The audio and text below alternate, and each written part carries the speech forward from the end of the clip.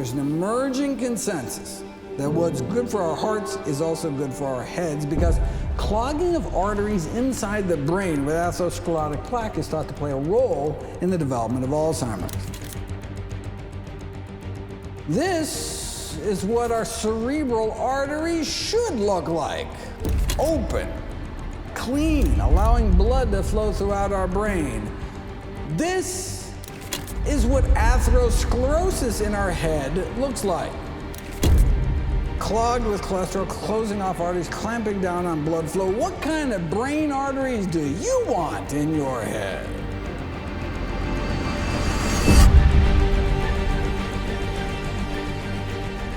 As dementia is one of our greatest public health problems and the most feared condition of later life. There's a common misconception that we have no control over whether or not we develop dementia, but the good news is that although Alzheimer's may be incurable, at least it is preventable. Too much cholesterol in our blood is unanimously recognized to be a risk factor for the development of Alzheimer's disease. According to the Global Burden of Disease Study, our largest study of risk factors in human history, the #1 cause of death in the United States is the American diet. #1 killer of men and women, bumping tobacco smoking to #2. Tobacco now only kills about 500,000 Americans every year, whereas our diet kills many more. So if it's the #1 cause of death, then obviously it's the #1 thing your doctor talks to you about, right? Obviously it's the #1 thing. I mean, but no. It's so dismal to have patients come in with these reversible diseases and just tell the patient, oh, well, I just have to increase your statin dosage and come back in a month. At that point, you're an enabler of their disease. Why do we have the medical system we have, which I consider to be flawed? A lot of good people working in that community, obviously, but they're corrupted by a paradigm that's been hanging over our heads for more than a century. We're trained to use drugs in surgery. We're reimbursed to use drugs in surgery, so we use drugs in surgery. Abraham Maslow once said, if the only tool you have is a hammer, you tend to see everything as a nail, and I think there's a lot of truth to that. If we could get people to eat to save their heart, it would markedly diminish the likelihood of acquiring these common Western cancers of breast, prostate, colon, and pancreatic. So many times I have patients who come and tell me their doctor said, your inflammatory bowel disease has nothing to do with nutrition. Don't worry about it. You just get medications and you're going to be fine. You couldn't be farther from the truth if you think that. This is an investment in your future self. That future self may be 6 months. That future self may be a year. It may be 10 years. There is so much value in that because we all can say, I don't mind dying. It's not about dying. It's about, are you shortening that health span and now you're sitting there for 5 years, 10 years, 12 years. A shell of yourself, you can neither live nor die. Who wants to live that life? I am a surgeon, a bariatric surgeon, so I operate on obesity. And I also am boarded in medical management of obesity, so I do both surgery and medical management for weight loss. And funny enough, as a doctor, you would think I would know better, but I had no training in nutrition as a doctor. Even in my training in weight loss surgery, I had no training in diet as a doctor. In fact, as a weight loss surgeon, we kind of felt like diets just don't work. Allow me to begin on a personal note. This is a picture of me taken around the time that my grandmother was diagnosed with end-stage heart disease and sent home to die.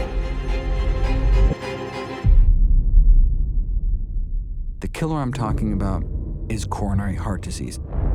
Plaque accumulates inside the coronary arteries, the blood vessels that crown the heart, and it's affecting nearly everyone raised on the standard American diet.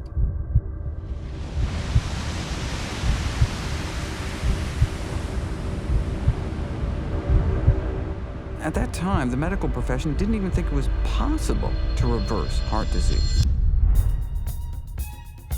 Drugs were given to try to slow the progression, and Surgery was performed to circumvent clogged arteries to try to relieve symptoms. But the disease was expected to get worse and worse until you died.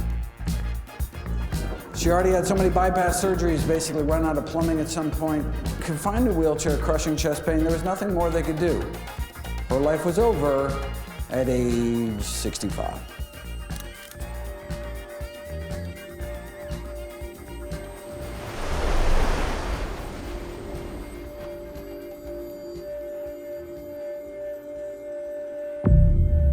I think what sparks many kids to want to become doctors when they grow up is watching a beloved relative become ill or even die. But for me, it was watching my grandma get better.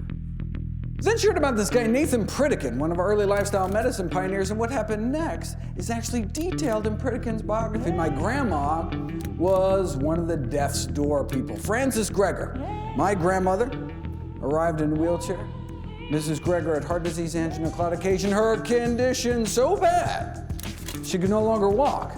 Heart disease is the nation's #1 killer. It accounts for half of all the deaths in the United States. This year, more than 1 million Americans will die from it. One reason, almost all doctors agree, is the way we eat. Nathan Pritikin is not a doctor, not even a nutritionist. Pritikin discovered he had heart disease, which he reversed, he says, by changing his diet. Would you say flatly that you can reverse serious heart disease? I would say that we can take the most serious heart disease and return them in many cases to normal function. We found we could reverse heart disease in just 3 weeks. When you make really healthy changes, most people feel so much better so quickly. It reframes the reason for making these changes from fear of dying, which is not sustainable, to joy and pleasure and love and feeling good, which are. The normal American diet is so toxic to the body that practically no human can stand up against that kind of assault. In fact, almost anyone over 20 years old in this country, I can almost guarantee you by autopsy studies, has some closed arteries already. 20, right.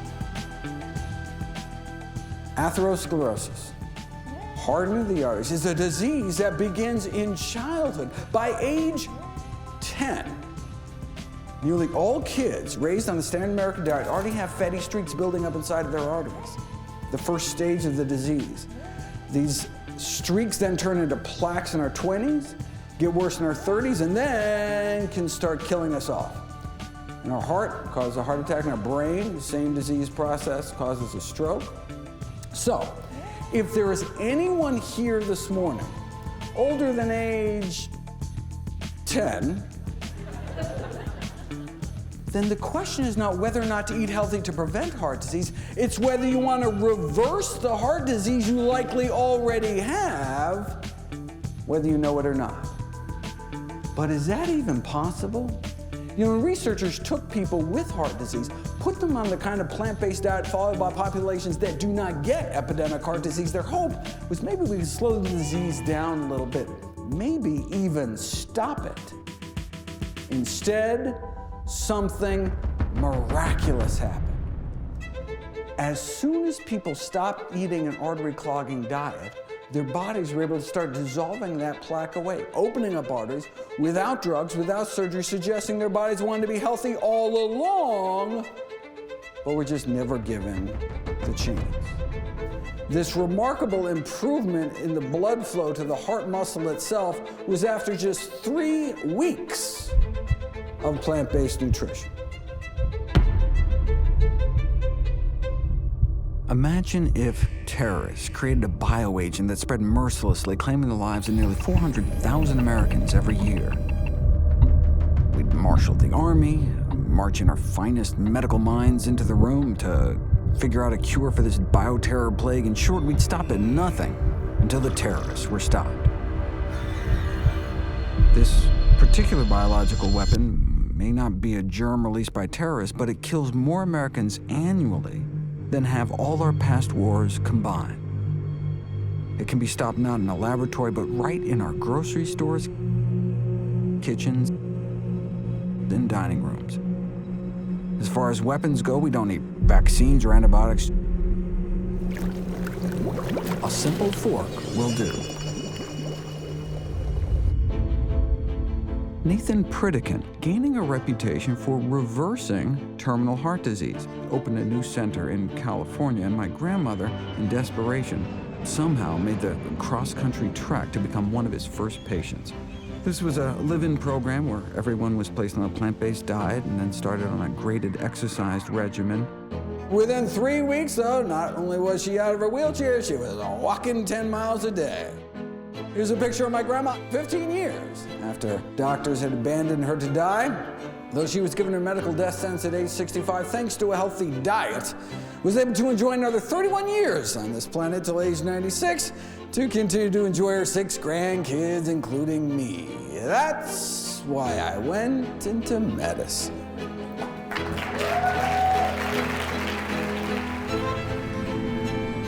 I remember her going out to Pritikin. She came back and she was she'd look at the bread that I had and said, "What? This has oil in it, or it has salt in it, or it has this in it. You're killing everybody." You see, we lived near her when we were living in Florida temporarily. Yes, she lived to 96.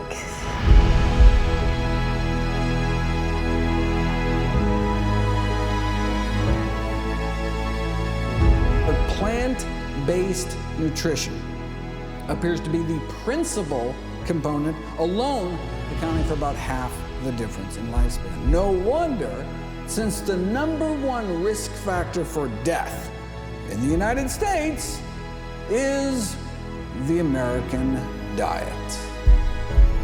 If you can read here, unsafe sex, bad. Sedentary lifestyle, bad.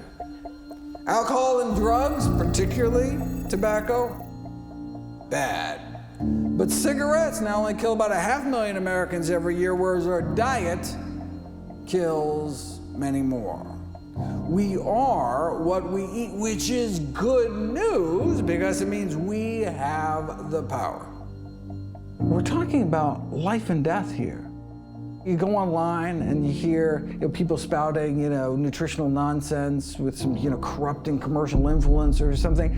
And it's not like someone is lying to you to get you to buy their brand of toothpaste. But when someone says, here, eat this bacon and butter diet, we're talking about people that could die over this. These are life and death decisions. Remember, diet, #1 cause. If there was any decision to be made in life based on evidence, it should be what to feed ourselves and our family. It's the most important decision as to how long we and our loved ones live. It makes me want to apologize to patients everywhere for the practitioners of my profession who I have to be charitable here, but we're not taught anything about nutrition. Most doctors don't respect nutrition, even though they're seeing nutrition-based diseases all day in their clinic.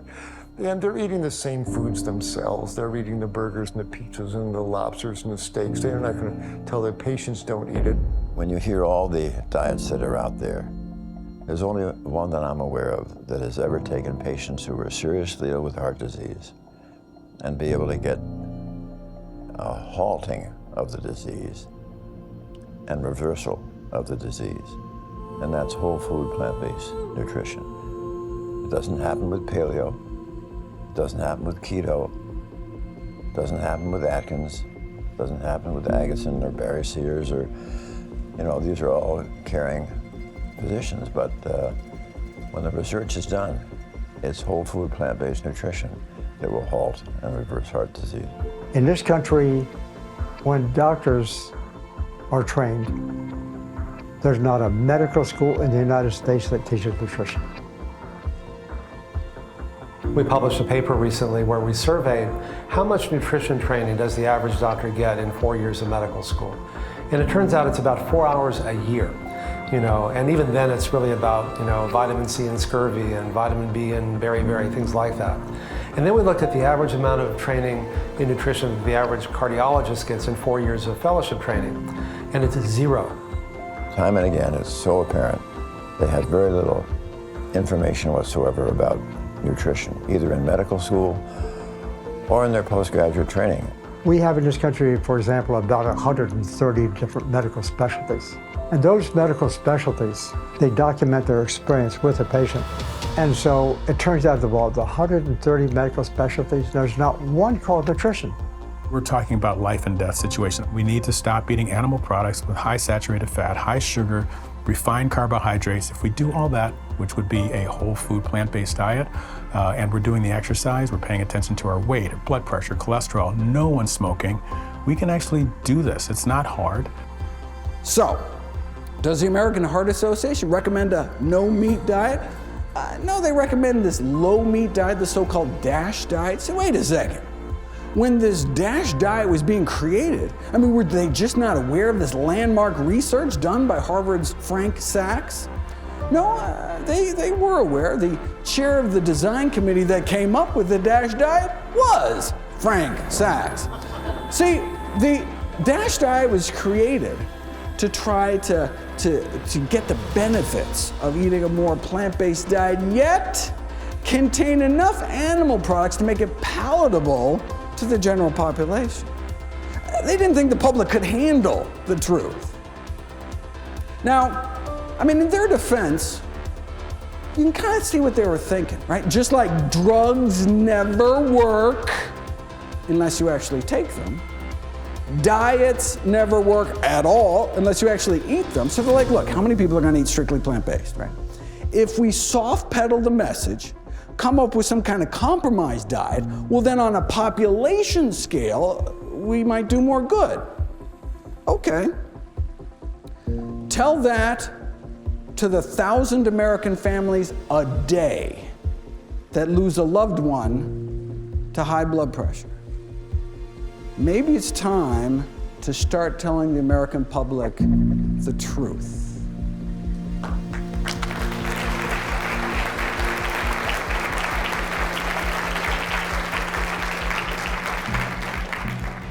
Which is that in the United States of America, most deaths are preventable and related to nutrition. The number one cause of death in these United States is the American diet.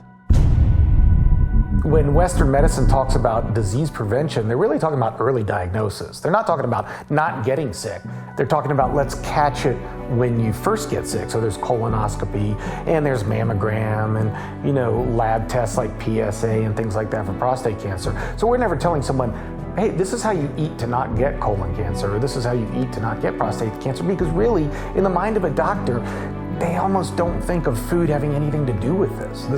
It's almost like disease is just bad luck. Like I really, literally thought that our bodies, it was almost like, you know how you get a car, you call it a lemon because it's a bad car, it's gonna break down. That's what I saw the human body as. I mean, it's gonna break down and I'm a fix-it guy and I'm gonna fix it up with my tools and you stay out of the way, let me do my job and you'll be fine. I switched onto a more plant-based diet. Thank God there were a few doctors out there that had written some papers and I started doing research, and the more research I did, I was like, oh my God, it is the food that we eat. And it's the exact opposite of what I'm eating and what I'm telling patients. And then of course I start looking around my patients, everybody's got the same diseases. And they're not separate diseases, we think of them separately. We think there's obesity, and there's heart disease, and there's cancer, and there's diabetes. They're all one disease process. I mean, they're all part of an inflammatory process. How can there be this disconnect between the science and the practice of mainstream medicine? Well, let's do a little thought experiment. Imagine yourself a smoker back in the 1950s. The average per capita cigarette consumption, 4,000 cigarettes a year. The media was telling people to smoke. Famous athletes agreed. Even Santa Claus wanted you to smoke. I mean, look, you want to keep fit and stay trim, so you make sure to smoke and eat lots of hot dogs to stay trim, and eat lots of sugar to stay slim and trim. A lot better than that apple there. I mean, sheesh, right? Hey, but apples do connote goodness and freshness, reads one internal tobacco industry memo, which brings up many possibilities for a youth-oriented. They want to make apple-flavored cigarettes for kids. Shameless. For digestion's sake, you should smoke. I mean, no curative power is claimed by Philip Morris, but hey, better be safe than sorry and smoke. Blow in her face and she'll follow you anywhere.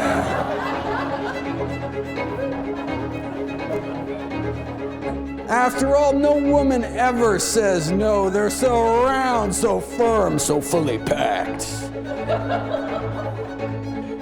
After all, John Wayne smoked them until he got lung cancer and died. You know, back then, even the paleo folks were smoking, and so were the doctors. Now, this is not to say there wasn't controversy within the medical profession. I mean, sure, you know, some doctors smoke Camels, but others preferred Lucky, so there was a little disagreement there. The leader of the U.S. Senate agreed. Who wouldn't want to give their throat a vacation? Not a single case of throat irritation. How could there be when cigarettes are just as pure as the water you drink? But anyway, if your throat does get a little irritated, don't worry, because your doctor can always write you a prescription for cigarettes. This is in the Journal of the American Medical Association. So when the AMA is on record saying that smoking on balance may be good for you, where could you turn back then if you just wanted the science? I mean, what's the new data advanced by science? Well, she was too tired for fun, and then she smoked a Camel. Babe Ruth spoke of proof positive medical science, that is, when he still could speak before he died of throat cancer. If by some miracle back then there was some kind of smokingfacts.org website that could have delivered the science directly, bypassing commercially corruptible institutional filters, you would have become aware of studies like this. There's an Adventist study out of California published in 1958 showing that non-smokers had at least 90% less lung cancer than smokers. But this wasn't the first. When famed surgeon Michael DeBakey was asked why his studies back in the 30s linking lung cancer and smoking were simply ignored off the face of the planet, he had to remind people what it was like back then. We were a smoking society. It was in the movies, on airplanes, medical meetings where one heavy haze of smoke. Smoking was, in a word, normal. So, back to our thought experiment. Imagine you're a smoker in the 50s in the know. What do you do? I mean, with access to the science, you realize the best available balance of evidence suggests your smoking habits not so good for you. So do you change or do you wait? If you wait until your doctor tells you between puffs to quit, you could have cancer by then. If you wait until the powers that be officially recognize it, like the Surgeon General did in the subsequent decade, you could be dead by then. It took more than 25 years. It took more than 7,000 studies and the deaths of countless smokers before the first Surgeon General report against smoking came out. You'd think maybe after the first 6,000 studies could give people a little heads up or something? Powerful industry. Maybe we should have stopped smoking after the 700th study like this came out. But as a smoker in the 50s, on one hand, you had all of society, the government, the medical profession itself telling you to smoke. And on the other hand, all you had was the science. If you're even aware of studies like this. Let's fast forward 55 years. You know, there's a new Adventist study out of California warning Americans about something else they may be putting in their mouths. Of course, it's not just one study. Put all the studies together, and deaths from all causes put together, including many of our dreaded diseases, stroke, cancer, significantly lower among those eating more plant-based diets. So, instead of someone going along with America's smoking habits in the 50s, imagine you or someone you know going along with America's eating habits today. what do you do? I mean, with access to the science, you realize the best available balance of evidence suggests your eating habits not so good for you. So do you change or do you wait? I mean, if you wait until your doctor tells you between bites to quit, it could be too late. In fact, even after the Surgeon General's report came out, the American Medical Association officially went on record refusing to endorse it. Why? Could have been because they were just handed a $10 million check from the tobacco industry? Maybe. Okay, so we can see why the AMA was sucking up to the tobacco industry, but why weren't more individual doctors speaking up? There were a few ahead of their time speaking up against industries killing millions, but why not more? Maybe it's because the majority of physicians themselves smoke cigarettes. Just like the majority of physicians today continue to eat foods that are contributing to our epidemics of dietary disease. What was the AMA's rallying cry back then? Everything in moderation. Extensive scientific studies proven smoking in moderation, oh, that's fine. Sound familiar? If you cut out the animal protein and the animal fat, which has in the literature clearly proven to cause gut disease, if you cut this junk out of your diet, you're gonna be healthier. Why do I say it's a little bit better? Well, if I look at historical data, it tells us that animal protein versus plant protein wins. So if this is a plant protein, it's going to win. One of the quotes that I really love is from Wendell Berry, who said the problem that we have is that, we've got a food care system that doesn't care about health and a healthcare system that doesn't care about food. And that's how we get into the problem that we're in. The food industry uses those same tobacco industry tactics, twisting the science, misinformation. The same scientists for hire, paid to downplay the risk of cigarette smoke and toxic chemicals, are the same paid for by the National Confectioners Association to downplay the risk of candy, and the same paid for by the meat industry to downplay the risks of meat. Whereas processed foods and animal foods, we're talking 14 million lives lost every year. So those of us involved in this evidence-based nutrition revolution, we're talking about 14 million lives in the balance.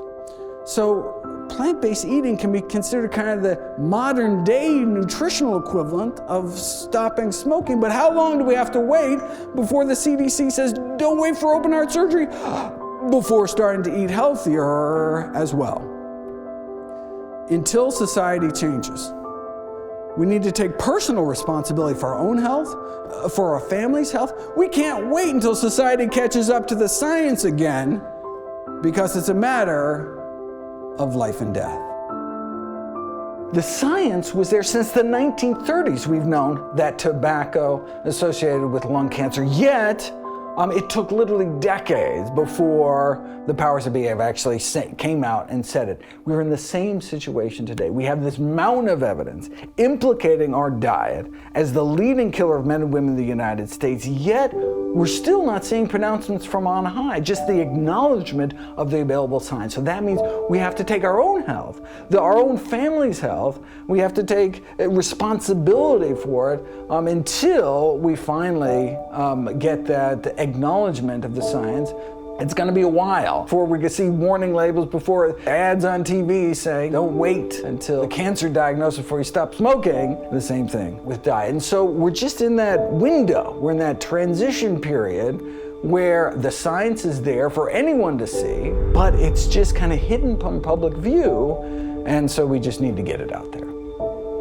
And because these underlying biological mechanisms are so dynamic, and so for someone who, gets 30 or 40 episodes of chest pain a day, can't walk across the street without getting chest pain, or make love with their spouse, or play with their kids, or go back to work without having angina or chest pain.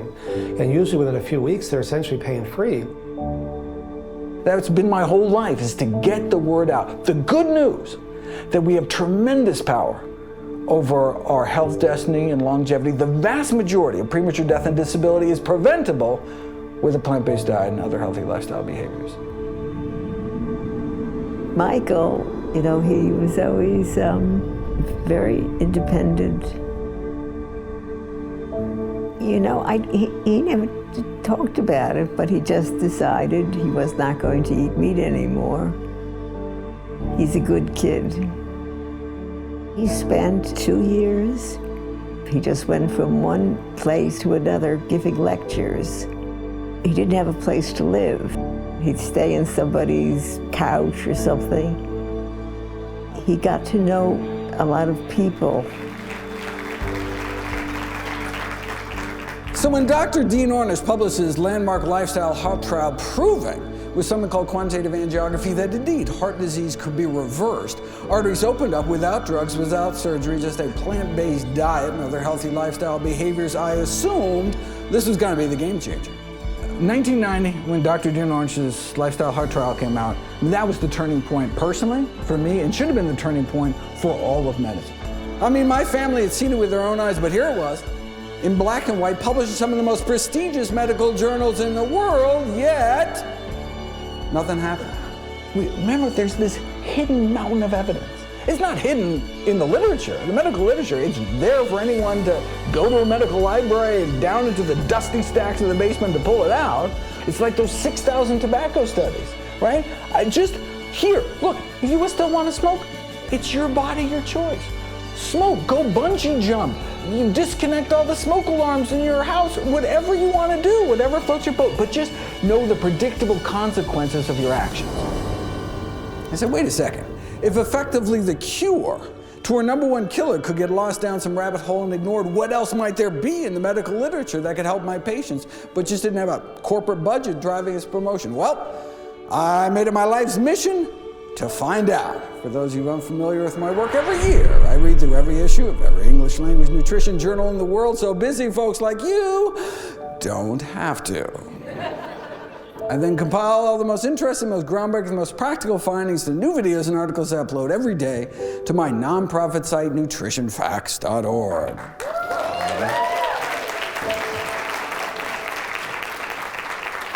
Everything on the website is free. There's no ads, no corporate sponsorship, strictly non-commercial, not selling anything, no kickbacks. We just put it up as a tribute to my grandmother. If everyone ate the way I ate or the way I tell patients to eat, I'd somewhat be out of business.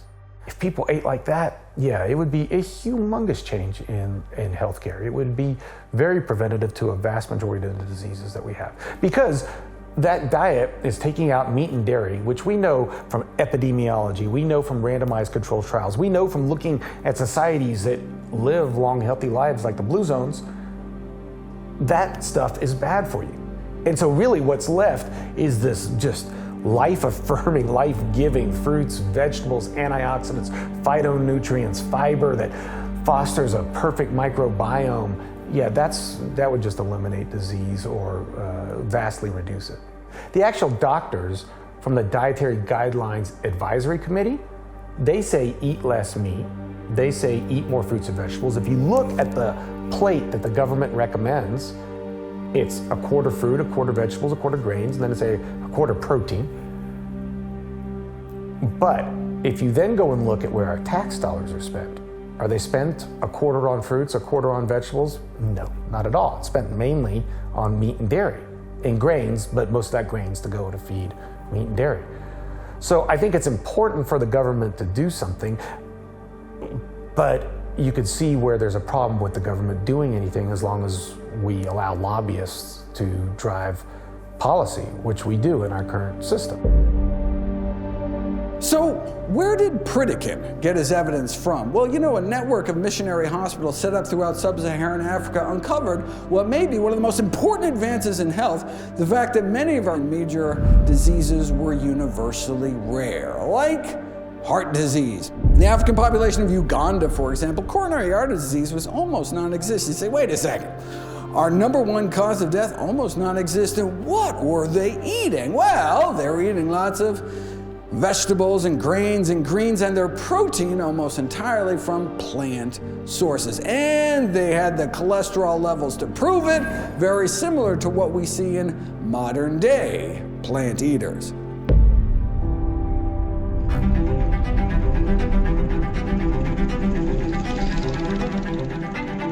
So wait a second. Maybe they were just dying early from something else, never lived long enough to get heart disease.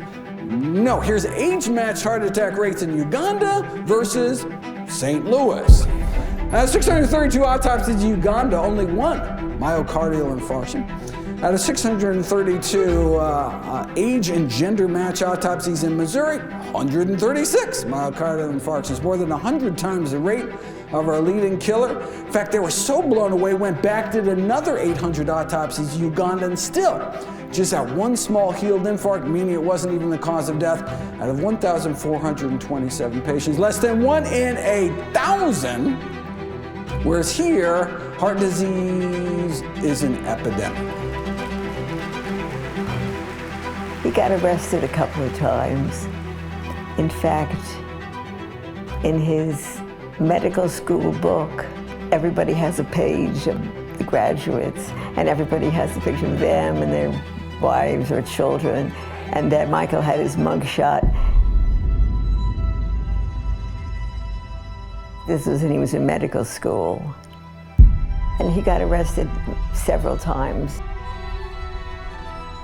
Following the footsteps of my parents, who were arrested over and over during the civil rights movement, in between classes at med school, I would go feed people on the commons with the organization Food Not Bombs, which was technically illegal and helped move homeless families into empty city-owned housing units with homes not jails.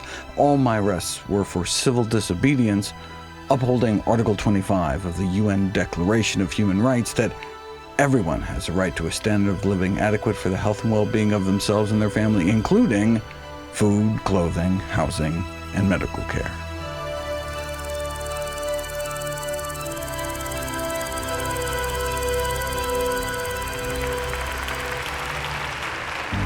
With enough portion control, anyone can lose weight. Lock someone in a closet, you can force them to lose as much body fat as you want. Chaining them to a treadmill would have a similar effect. But what's the most effective weight loss regime that doesn't involve caloric restriction or exercise or a felony? Well, I have scoured through the medical literature and all the randomized controlled trials, and the single most successful strategy to date is a diet of whole plant food. The single most effective weight loss intervention like that ever published in the peer-reviewed scientific literature, a whole food, plant-based diet. The most frustrating thing about being a physician in primary care is our patients don't get better. About 80% of what a primary care physician sees in their practice are things like type 2 diabetes, obesity, high blood pressure, things that just get worse, worse, worse, then you die. And so what physicians can do is prescribe medications to try to slow down the rate at which their diabetics go blind, at which their diabetics go on dialysis or lose their lower limbs. Because they're not treating the underlying cause, all they're doing is kind of trying to slow the rate at which the demise of their patient. That's why lifestyle medicine is so important. If we can treat the underlying cause, we can prevent, arrest, and even reverse some of the chronic diseases that are decimating our population. Every one of us physicians who practices a lifestyle medicine and gets our patients on whole food, plant-based diets, we witness this remarkable transformation. This kind of food stream flowing through the body, meal after meal, week after week, produces wonderful effects. And within days, the obesity starts to melt away, and the arteries open up, and the high blood pressure comes down, and the joints stop hurting, and the asthmatic lungs stop wheezing so much. The migraine headaches get better.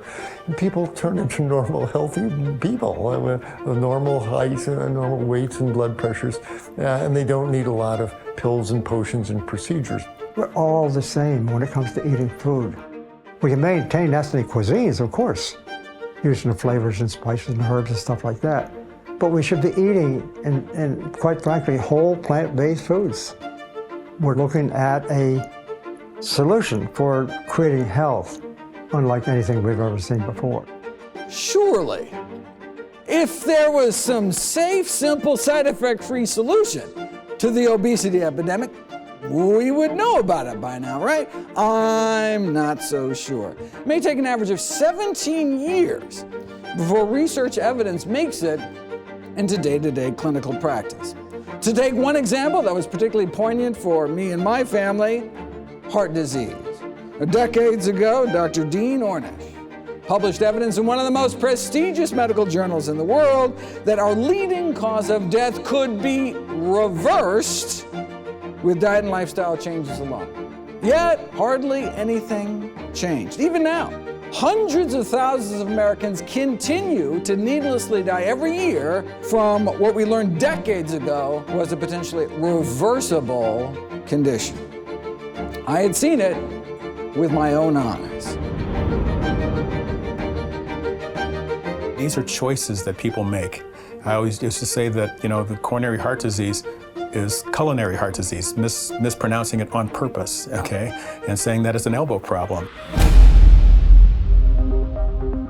When the patient's in the coronary care unit, I'm usually seeing them, because I'm not doing invasive cardiology, I'm seeing them on rounds the next morning, okay? So I said, I'm gonna ask you to do a little quiz with me, just to tell me where you are in terms of your thinking. And I'm gonna ask you some questions, and they sound a little silly, but just humor me, and let's see how far we can get with this. Tell me what happened to you while you're here. And they say, I had a heart attack. That's right. How did the heart attack happen? Well, they told me I had a blocked artery. That's right. What was it blocked with? Plaque? That's right. What's plaque made out of? Fat and cholesterol? That's exactly right. And where did that fat and cholesterol come from? The patient says, 100% of the time, I ate it. Back in 1903, Thomas Edison predicted that the doctor of the future will give no medicine, but will instruct his patient in the care of the human frame and diet, and in the cause and prevention of diseases. Edison's prediction hasn't come true. Why don't we give a big warm welcome to Dr. Michael GREGER!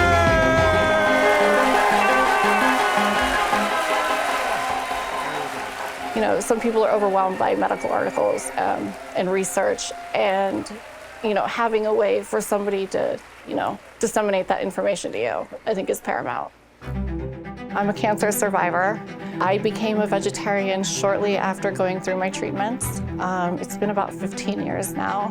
I was learning a lot from the things that Dr. GREGER was publishing. There's a lot of mixed messaging out there about what you should be eating and what you should be doing. One of the things I do appreciate about Nutrition Facts is it does make a lot of the harder information easier to consume. I think his videos are engaging. His personality is amazing. If you aren't laughing, I don't know what to say. The notion that a calorie from one source is just as fattening as any other is a trope broadcast by the food industry as a way to absolve itself of culpability. Coca-Cola itself even put an ad out there emphasizing this one simple common sense fact. As the current and past chairs of the Harvard's nutrition department put it, this central argument from industry is that the overconsumption of calories from carrots would be no different than the overconsumption of calories from soda. If a calorie is just a calorie, why does it matter what we put in our mouths?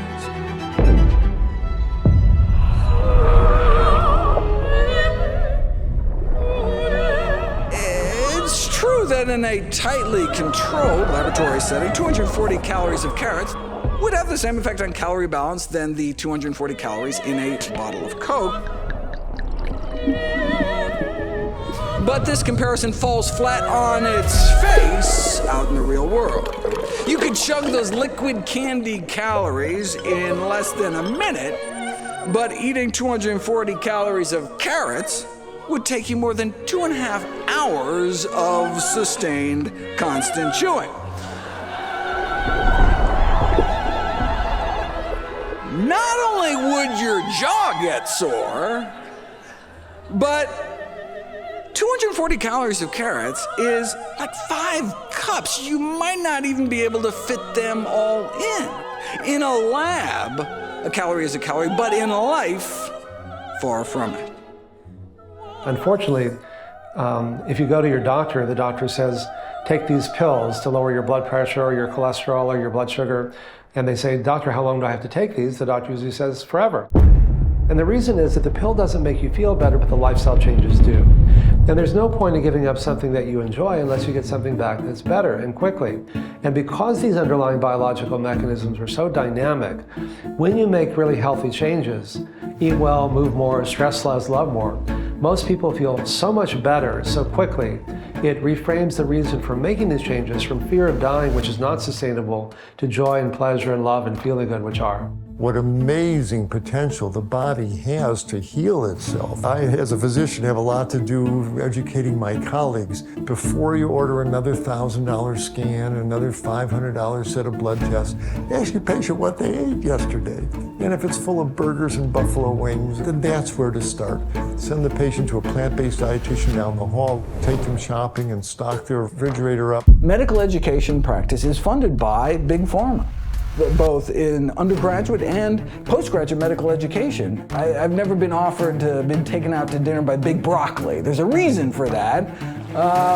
These are the cash cow drugs for Big Pharma. Give a drug for a lifestyle condition, that means you have to take the drug every single day for the rest of your life. That's where the money is. New blood pressure pill, new cholesterol lowering pill, and that's their bread and butter. And here, we come along and say, wait a second, no, we can lower your cholesterol as much, if not better, and have all these positive, healthy side effects with diet and lifestyle, yet it's just not as profitable with Big Pharma. We really cannot underestimate the public. When you think back on it, it took over 7,000 scientific papers to finally get the Surgeon General to say that smoking was harmful to your health. Now, since that has happened, the amount of smokers have gone from 40 million to 20 million. We really try to change the outcome of our patients by not just the modern guideline-driven management of medications and revascularizations and the latest therapies that you can do with this device or that one, but really changing what we like to say, changing the paradigm by turning off the faucet instead of mopping up the floor.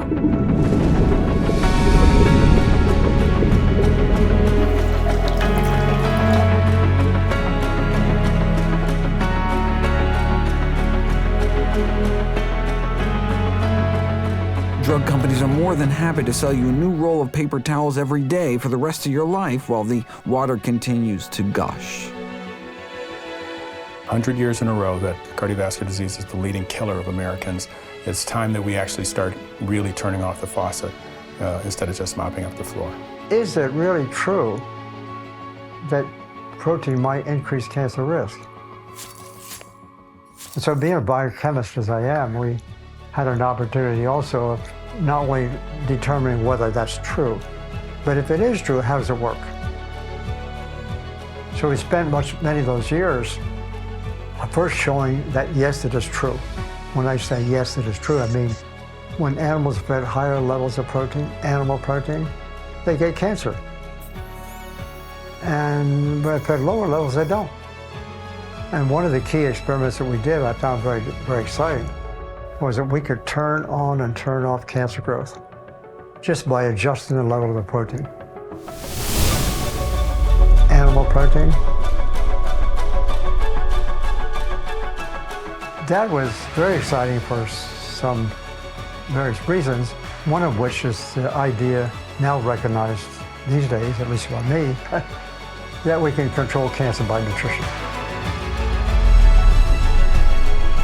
The second thing related to that was the idea we could actually reverse cancer, because that's what we did. Let me share with you what's been called the best kept secret in all of medicine. The best kept secret in medicine is that sometimes, given the right conditions, the body can sometimes heal itself. You know, if you whack your shin really hard on a coffee table, right? Get a red hot, painful, swollen, inflamed butt, will heal naturally if you just stand back, let your body work its magic. Okay, but what if you hit yourself in the same place day after day, or 3 times a day, breakfast, lunch, and dinner? You'd never heal. You'd go to your doctor and be like, my shin hurts. They'd be like, no problem. Whip out their pad, write your prescription for painkillers. You're still whacking your shin 3 times a day. Still really hurts like heck, but feels so much better with those pain pills on board. Thank heavens for modern medicine. Our body wants to come back to health if we let it. But if we keep re-injuring ourselves, keep stabbing ourselves with a fork 3 times a day, we may never heal. You know, one of the most amazing things I learned in all my medical training was that within 15 years of stopping smoking, your lung cancer rates approach that of a lifelong non-smoker. Isn't that amazing? Like your lungs can clear out all that tar, and eventually it's almost as if you never started smoking at all. Our body wants to come back to health. And so every morning of our smoking life, that healing process starts until wham, first cigarette of the day. Re-injuring our lungs with every puff, just like we can re-injure our arteries with every bite, when all we had to do all along, the miracle cure, is just stand back. Get out of the way. Stop re-damaging ourselves and let our body's natural healing processes bring us back towards health. Sure, you can choose moderation and hit yourself with a smaller hammer, but why beat yourself up at all? We've known about this for decades. American Heart Journal, 1977, cases like Mr. FW here, heart disease so bad couldn't even make it to the mailbox, started eating healthier. A few months later, he was climbing mountains, no pain. All right. We really do like to improve people's outcomes, and even though it may cost us revenue in a given patient, because most of our people who follow their medication, do the exercise, and do plant-based nutrition don't come back to the stress lab, and they don't come back to the coronary care unit, and we're not making money off of those people anymore, but it opens us up for new patients. And so, you know, the people who really are not following the program, they're smoking, they're eating animal products, high fat, high sodium, they're coming back in and out of heart failure, and hospital readmissions are a problem. But the people who actually adopt lifestyle, we're moving their clinic visits out from 6 or 10 weeks to 6 to 10 months and seeing them sometimes once a year. And that actually does give us access to try and help the community around us. We are in an area that's saturated with cardiovascular disease. A lot of Hispanic patients, a lot of African American patients, but really all varieties. The burden of cardiovascular disease is so great and around the country. You know, if we wanted to make money, you go to the stock market or something. People go into medicine because they care about people, yet we get in there and our patients don't get better. I've heard these stories so many times from my lifestyle medicine colleagues that, you know, in the back of my mind, I'm thinking, God, I've been telling you this. Like, there's a mountain of peer-reviewed medical evidence going back decades proving this, but no, it took the one anecdote, like the one person in front of you to change your mind. Same with the risk of cognitive impairment. Only healthy plant-based diets reduce risk. Same with dementia and depression. The same with frailty. Healthy plant foods, good. Plant-based junk, bad. And the same with aging. The more people cut down on meat, dairy, and eggs, the slower they appear to age, but that's only if they replace them with healthy plant foods. Pile on the junk, and you can accelerate aging. That's why Cornell professor emeritus of biochemistry, Colin Campbell, coined the term whole food plant-based diet. Reversing cancer by nutritional means, cancer being promoted by animal-based protein, the most revered of all nutrients for a century or two. The more that information gets out there, the more patients are going to show up to their doctors getting healthier, and that's not what people do. People don't get healthier over time. And so when that happens, that really opens the eyes. And if we could just get everybody to understand what is good nutrition, and that of course starts not just with parenting, it starts with cardiologists. The leading cause of death of cardiologists is still heart disease. There are plenty of people who get a stent put in by a cardiologist and they're told nothing about their diet. And when I see that, I don't just worry about the patient, I worry about the provider. Because if they don't know to tell the patient that, it's going to get them. As my good friend Kim Williams has said, there are two types of cardiologists. Those who are vegan and those who have not yet read the literature. The sicker people are, the more they spend money, the more they can charge for premiums. Again, these perverse incentives where the less healthy people are, the more money is made. I mean, it's just an unfortunate kind of consequence of our for-profit medical system. But again, we can step back, stick with the science, and save ourselves and our families.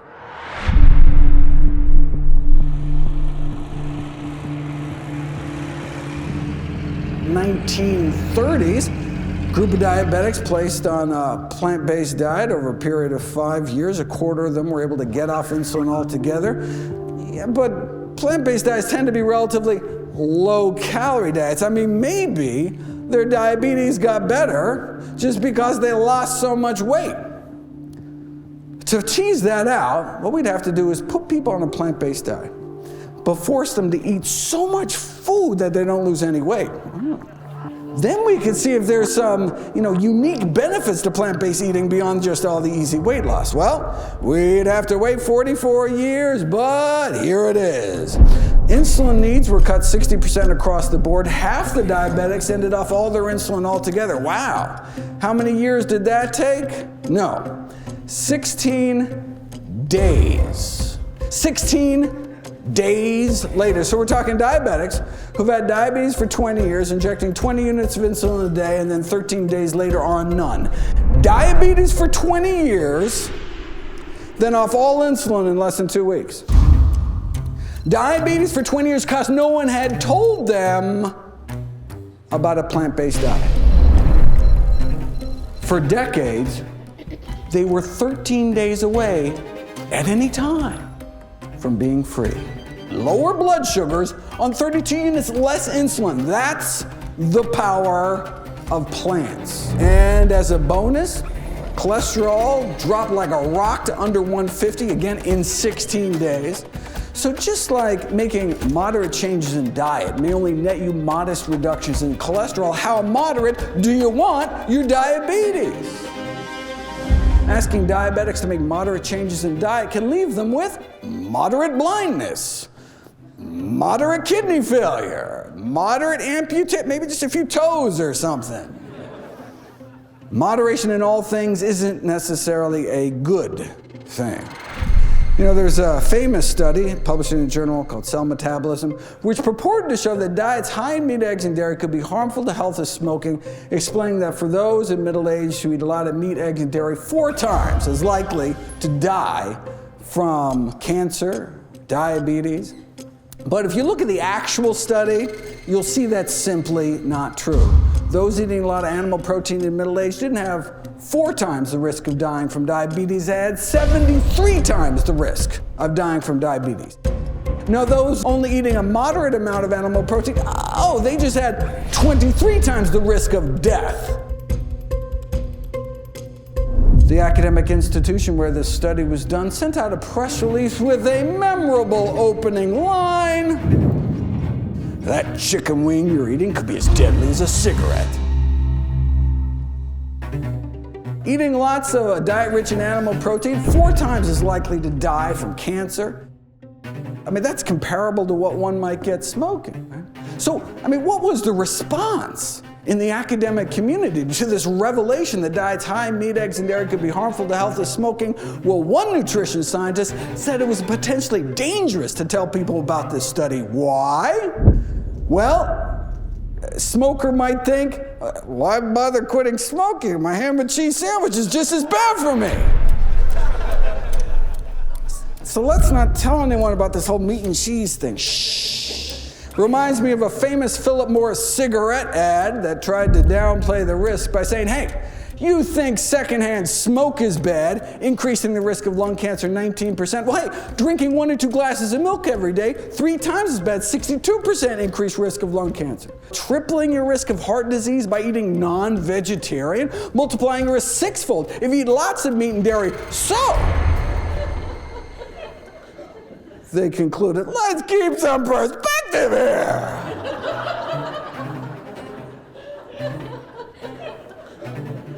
The risk from secondhand smoke may be well below that of other everyday activities, so breathe deep.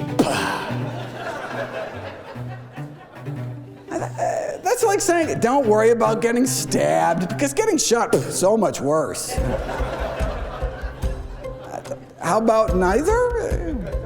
2 risks don't make a right. Of course, you'll note Philip Morris stopped throwing dairy under the bus once they purchased Kraft Foods. Just saying. For a while, I was thinking, the insurers, you would think the payers, you'd think they'd be clamoring for this because it would save them so much money. But then you realize they just get a part of the pie. And the bigger the pie, the more money they make. The sicker people are, the more they spend money, the more they can charge for premiums. Again, these perverse incentives. Obesity has become very common because we are not only eating tremendous amounts of calories, way in excess of what our bodies require, but the particular combination of sugars and fats eaten at the same time evokes what's called oxidative priority. We burn the sugars and store the fats for later. So when you eat something like ice cream, it is fat and sugar. You burn the sugar and store the fat. When you eat a cheeseburger, you're going to burn the sugar in the white flour bun and then the sugar in the ketchup and store the fat in the meat and the cheese. So we're eating that sugar-fat combination pretty much all day, from the bacon and eggs and toast in the morning to the burgers and fries at lunch and to the fried chicken and the milkshake in the evening. Even the broiled salmon eaten with the grilled potatoes is that fat and sugar combination. So the vast amounts of fat and sugar that we're eating on a daily basis is making us grossly obese. And it's more than just a cosmetic issue, because as fat accumulates, especially inside the abdomen, intra-abdominal fat puts out an array of molecules that sets off inflammation. They're called inflammatory cytokines, and they set off inflammatory conditions all over the body. So obesity basically is a state of inflammation. People can say, well, I'm obese, but I'm still healthy. No, if you're obese, you're fighting inflammation, and that sets the stage for diseases in many kinds of organs. Who says that, African Americans are genetically predisposed? Not so. We have about a 21% higher cardiovascular mortality rate in the Black community of this country. And it really does have to do with the diet. It was called out by the Regards trial investigators. Anyone can look that up through the Regards trial, and you'll see these publications that say the Southern diet. And what they really mean by that is soul food. It's taking your greens and putting ham hocks in it, or taking the yams and making candied yams out of it. So more cholesterol, more saturated fat, not just chicken, but fried chicken. And if you have that sodium content, the cholesterol content, saturated fat, and sodium with sugar, that's a combination that is set up for heart disease, kidney disease, stroke, and death. Each year, you are reborn. You create and destroy nearly your entire body weight in new cells every year. Your cells are pre-programmed to die naturally to make way for fresh cells. In a sense, your body is rebuilding itself every few months with the building materials you provided through your diet. Some cells, however, overstay their welcome, namely cancer cells. By somehow disabling their own suicide mechanisms, they don't die when they're supposed to. Because they continue to thrive and divide, cancer cells can eventually form tumors and potentially spread throughout the body. All cells contain so-called death receptors that trigger the self-destruction sequence, but cancer cells can disable their own death receptors. Vegetables are selective. They destroy cancer cells but leave normal cells alone, and underscores the importance of including a variety of vegetables in your diet. What is the science of the disease? And by that I mean the following. If we can have them understand that all experts in this disease would agree that where cardiovascular disease has its inception, its onset, its beginning, is when we progressively injure the life jacket and the guardian of our blood vessels, which happens to be that delicate innermost lining, the endothelium. And what truly makes the endothelium so magical is the molecule of gas, nitric oxide, that it produces, which is the great protector and salvation of all of our blood vessels because of its remarkable functions. For example, nitric oxide will keep all the cellular elements within our bloodstream flowing smoothly like Teflon rather than Velcro. Number two, nitric oxide is the strongest blood vessel dilator in the body. When you climb stairs, the arteries to your heart, to your legs, they widen, they dilate. That's nitric oxide. Number three, nitric oxide keeps the wall of the artery from becoming thick and stiff or inflamed, protects us from getting high blood pressure or hypertension. Number four, and this is the absolute key. Number four, a safe and normal amount of nitric oxide will protect us all from ever developing blockages or plaque. However, anybody who develops cardiovascular disease, whether they're in New York, Chicago, London, Berlin, is because in the previous decades they now have so sufficiently trashed, injured, compromised, and turned their endothelial system into a train wreck, they no longer have enough nitric oxide to protect themselves from making blockages and plaque. But the good news here is this. This is not a malignancy. And once you get patients to stop ever again passing any morsel through their lips that is going to further destroy an already train-wrecked endothelium, then rapidly the endothelial system recovers, makes enough nitric oxide so not only can you halt the disease, but often we'll see significant elements of disease reversal. Any lifestyle medicine doctor can tell you this, is where all of a sudden people get better. In fact, it's interesting, when I go to these lifestyle medicine conferences and talk to my fellow physicians and I ask them the question, which is, how did you get into this? Like, you know, I mean, none of us were taught this in medical school, so why are you here? Like, what was the light bulb moment? Because of course I want to find out what it is so I can tell the rest of my colleagues. And you know, more often than not, it's a patient. It's a patient that educated them. All of a sudden, one of the patients that's been coming to them for years, all of a sudden, they look great, they lost all this weight, in fact, they probably came to them because all of a sudden their blood pressure is too low, they're over-medicated, and said, wait a second, I've been following you and your family for all these years, what happened? And they're like, oh, I read the China study, or I saw, Forks Over Knives, or they got a hold of some resource and then changed their whole lives, changed the lives of their family, and their doctors just spellbound, thinking to themselves, in the back of their mind, wait a second, I've got like thousands of patients just like you. Half to 2/3 of people prescribed cholesterol-lowering drugs aren't taking them after just 4 to 6 months, even though they're of proven value in people who have heart disease. But paradoxically, Medicare has been covering my lifestyle program for reversing heart disease, and most of the major insurance companies are now doing that. And we've been training hospitals and clinics and physician groups around the country, and we're getting bigger changes in lifestyle, better clinical outcomes, bigger cost savings, and better adherence than anyone's ever shown. This is nature. This is a fact of nature. What we're discovering, once again, this is how nature works. And that's what goes on inside of a cell. One cell. And we have, some people estimate, between 10 and 100 trillion cells in a body. And each of them doing their own thing.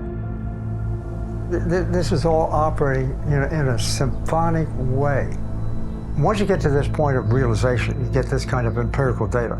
You cannot argue, oh, it's the other way around. No. All right, high blood pressure, 78 million Americans affected. That's 1 in 3 American adults. As we get older, pressures get higher and higher, such that by age 60, most of us have high blood pressure. So, wait a second, if most of us get hypertension, well, maybe it's just a natural, inevitable consequence of aging. No. We've known since the 1920s high blood pressure need not occur. Researchers measured the blood pressures of 1,000 people living in rural Kenya. Typical Kenyan diet, something like this.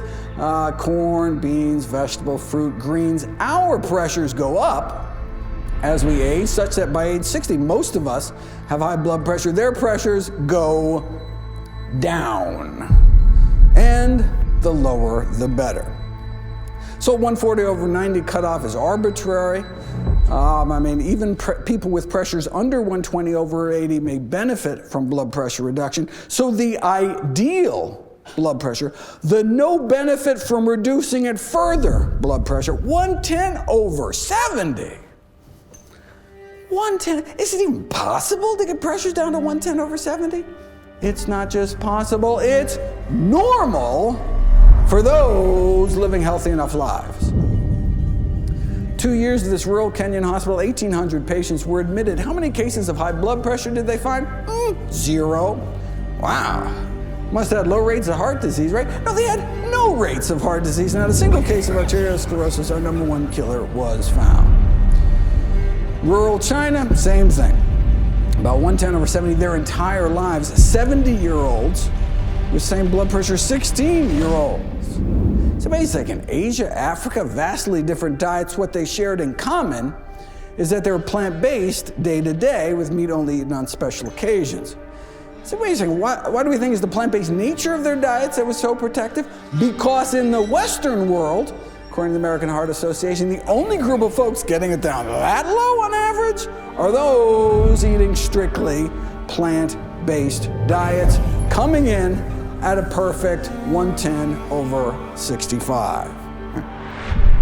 This is the largest study of plant-based eaters in history, following 89,000 Californians, comparing non-vegetarians to so-called semi-vegetarians, those who eat meat more on a weekly basis than a daily basis, compared to those who eat no meat except fish, compared to those who eat no meat at all, compared to those who eat no meat, eggs, or dairy. And this was an Adventist study, so even the non-vegetarians didn't eat a lot of meat compared to the general population, ate lots of fruits and vegetables, tend not to smoke, and exercise. This is a really healthy group of meat eaters, but still, we see this kind of stepwise drop in high blood pressure rates the more and more plant-based people ate. Same thing with diabetes, same thing with obesity. You can show this experimentally. You take vegetarians, you give them meat, pay them enough to eat it, and their blood pressures go up. Or you take people who already eat meat, remove meat from their diet, and their blood pressures go down within 7 days. And this is after the vast majority had to stop their medications or reduce their medications. They had to stop their medications. I mean, if you treat the cause, eliminate the disease, you can't be on multiple blood pressure medications with normal blood pressure. You drop your pressures too low, get dizzy, fall over, hurt yourself. Lower pressures, your doctor has to pull you off the pills. Lower pressures on fewer drugs. That's the power of plants. We had about a 70% decrease in cardiovascular mortality just the time that I've been, from the time I went to medical school until now. And it was really a lot of thoughtful, hardworking, dedicated physicians. Andreas Grunze coming up with angioplasty, which then became stenting. We had people developing bypass surgery, heart transplants, putting in defibrillators, coming up with statins. All had the hypertension program that really changed the paradigm for how we treat blood pressure. All of these things, all these dedicated physicians, all of this career that they dedicated lose to a double cheeseburger? Really? That's really what's going on. And at our CDC, Center for Disease Control, is talking about it incessantly, that our Medicare system is going to go broke if we don't change something, and that mortality that we fought so hard to get down is headed right back up. So what are we going to do about it? I'm telling everybody, it's their patriotic duty to do a whole food plant-based diet and tell everybody about it. A few years ago, Dr. Kim Williams became president of the American College of Cardiology. He was asked in an interview why he himself follows the same diet he recommends to all his patients, strictly plant-based diet. "I don't mind dying," Dr. Williams replied. "I just don't want it to be my own fault." Thank you so much, everyone.